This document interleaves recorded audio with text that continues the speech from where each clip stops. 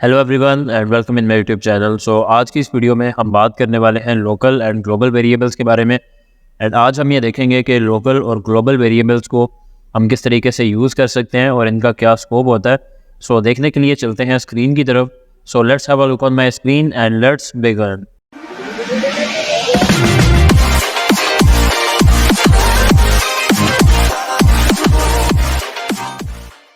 So first of all हम यहाँ पे सबलाइम टेक्स्ट एडिटर ओपन करेंगे and as you can see I have already created the file और my file dot HTML के नाम से मैंने यहाँ पे फाइल क्रिएट करी है।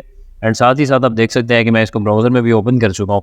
एंड जो टाइटल है उसमें आज का जो हमारा टॉपिक है लोकल एंड ग्लोबल वेरिएबल्स वो मैंने यहाँ पे ऑलरेडी लिख दिया है। सो फर्स्ट ऑफ ऑल हम बात कर लेते हैं कि लोकल एंड ग्लोबल वेरिएबल्स होते क्या हैं। सो लोकल और ग्लोबल वेरिएबल्स आपको याद होगा कि लास्ट वीडियोज़ में हमने पढ़ा था फंक्शंस के बारे में। तो फंक्शंस बेसिकली जब हम एक वेरिएबल को एक फंक्शन के अंदर डिफाइन करते हैं तो उसको हम बोलते हैं लोकल वेरिएबल, क्योंकि उसको हम फंक्शन के अंदर ही एक्सेस कर सकते हैं, फंक्शन से बाहर हम उसको एक्सेस नहीं कर सकते। लेकिन एक ऐसा वेरिएबल जो कि हम फंक्शन से बाहर क्रिएट करते हैं उसको हम ग्लोबली तौर पे जहाँ मर्जी पूरी फाइल में या पूरे कोड में हम उसको यूज़ कर सकते हैं और इसीलिए उसको बोला जाता है ग्लोबल वेरिएबल। सो इसकी एक एग्जांपल कर लेते हैं। फर्स्ट ऑफ ऑल मैं यहाँ पे एक फंक्शन बनाने वाला हूँ। सो मैं यहाँ पे लिखूँगा फंक्शन एंड देन इसके बाद फंक्शन का नाम आ जाएगा। सो मैं इसके लिए यहाँ पे लिखूँगा टेस्ट एंड देन 2 ब्रैकेट्स जिसमें हम पैरामीटर्स ऐड करते हैं एंड देन इसके बाद करली ब्रेसेस। सो मैंने यहाँ पे जस्ट आप देख सकते हैं कि एक फंक्शन को क्रिएट कर दिया। अब मुझे क्या करना है कि एक मैं वेरिएबल क्रिएट करूँगा। सो फर्स्ट ऑफ ऑल हम ऐसा करते हैं कि फंक्शन के बाहर यहाँ पे मैं एक वेरिएबल बनाना चाह रहा हूँ x के नाम से और इसमें हम कुछ भी वैल्यू रख देते हैं hello world. So hello world value set करने के बाद मैं फंक्शन के अंदर आ जाऊँगा एंड यहाँ पे आके हम x वाला जो हमारा वेरिएबल है उसको आउटपुट करवा लेंगे। सो मैं यहाँ पे लिखूँगा आउटपुट करवाने के लिए document dot right x. Save करने वाला हूँ। सेव करने के बाद मैं जैसे ही ब्राउज़र में आऊँगा एंड यहाँ पे आके मैं जैसे ही रिफ़्रेश करूँगा यू कैन सी हियर कि अभी ये बिल्कुल भी काम नहीं कर रहा। और उसकी रीज़न क्या है कि हमने भी एक फ़ंक्शन क्रिएट तो कर लिया लेकिन उसको हमने कॉल नहीं किया। सो कॉल करने के लिए उसका हम यहाँ पे नाम लिखेंगे, देन उसके बाद 2 ब्रैकेट्स ऐड करेंगे एंड देन सेमीकोलन। तो सेव करने के बाद जैसे ही मैं यहाँ पे आके रिफ़्रेश करूँगा यू कैन सी हियर कि अभी हमने जो फंक्शन जो वेरिएबल बाहर डिक्लेयर किया था फंक्शन से बाहर, क्योंकि फंक्शन यहाँ से स्टार्ट हो रहा है और यहाँ पे एंड हो रहा है लाइन नंबर 12 से लेके लाइन नंबर 14 तक। तो यहाँ पे इस फंक्शन के अंदर हमने इसको डिफाइन नहीं किया, हमने इसको फंक्शन से बाहर लाइन नंबर 9 के ऊपर डिफाइन किया। लेकिन फिर भी आप देख सकते हैं कि हम इसको फंक्शन के अंदर अगर आउटपुट करवा रहे हैं तो कोई भी एरर नहीं आ रहा और ये इजीली उसको गेट करके आउटपुट कर पा रहा है।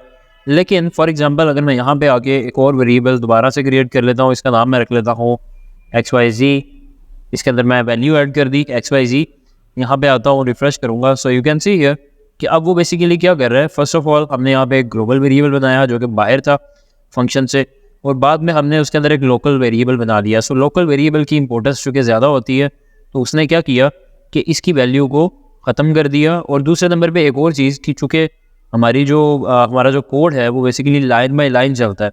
सो जैसे ही यहाँ में हेलो वर्ल्ड लिखा आया उसके बाद जब वो नेक्स्ट लाइन के ऊपर उसकी वैल्यू हमने चेंज कर दी XYZ कर दी तो डेफिनेटली उसको यहाँ पे XYZ ही प्रिंट करवाना चाहिए था।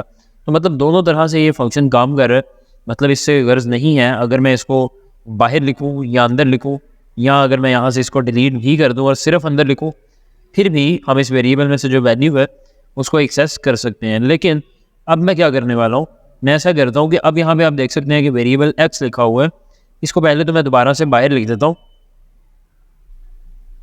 मैं यहाँ पे आऊँगा और यहाँ पे आगे इसको ऐड कर दूँगा। यहाँ पे हम अगेन लिख लेते हैं हेलो वर्ल्ड। सो सेव करने के बाद जैसे ही मैं यहाँ पे आके रिफ्रेश करूँगा यू कैन सी हियर कि भी ये हेलो वर्ल्ड प्रिंट कर रहा है।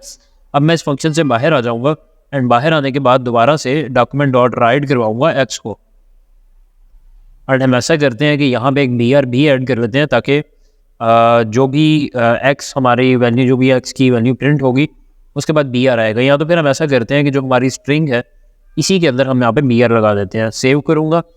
सो यहाँ पे आके जैसे ही मैं रिफ्रेश करूँगा यू कैन सी हियर कि अभी चूँकि मैंने इस वेरिएबल को बाहर क्रिएट किया फंक्शन से तो अभी मैं यहाँ पे भी इसको फंक्शन के अंदर भी इसको प्रिंट करवा पा रहा हूँ और फंक्शन से बाहर भी मैं इसको प्रिंट करवा पा रहा हूँ। लेकिन अगर मैं ऐसा करता हूँ कि इस x को मैं यहाँ से पकड़ के नीचे ले आता हूँ फंक्शन के अंदर तो अब क्या होने वाला है, अब बेसिकली ये ग्लोबल वेरिएबल नहीं रहा, अब ये एक लोकल वेरिएबल में कन्वर्ट हो चुका है। और जैसे ही मैं यहाँ पे आके रिफ्रेश करूँगा, यू कैन सी हियर कि दोनों दफ़ा ही प्रिंट नहीं हुआ। कम से कम इसको एक दफ़ा तो प्रिंट होना चाहिए था यहाँ के लिए। लेकिन मसला अब क्या आ रहा है, मसला ये है कि चूँकि ये दोनों चीज़ें हमने एक ही स्क्रिप्ट के टैग के अंदर लिखी हैं और स्क्रिप्ट के अंदर छोटा सा मामूली सा एक भी एरर आ जाए तो बाकी जितनी भी हमारी स्क्रिप्ट है वो काम करना बंद कर देती है। सो अब हमें कैसे चेक करना पड़ेगा, या हम कैसे चेक करेंगे कि एरर क्या आ रहा है। उसके लिए मैंने आपको बताया था कि जावास्क्रिप्ट के एरर्स के लिए आप इंस्पेक्ट पे जाते हैं या कंट्रोल शिफ्ट आई प्रेस करते हैं अपने कीबोर्ड से एंड देन आप जाते हैं कंसोल में। सो आप यहाँ पे देख सकते हैं जो एरर डिस्प्ले हो रहा है वो है uncalled reference error x is not defined at line number. यहाँ पे फाइल का नाम भी आ रहा है myfile.html और 18/18 यहाँ पे आ रहा है। So let me check here and यहाँ पे आप देख सकते हैं कि लाइन नंबर 18 के ऊपर एरर बता रहा है, जबकि लाइन नंबर 14 के ऊपर उसने एरर नहीं बताया।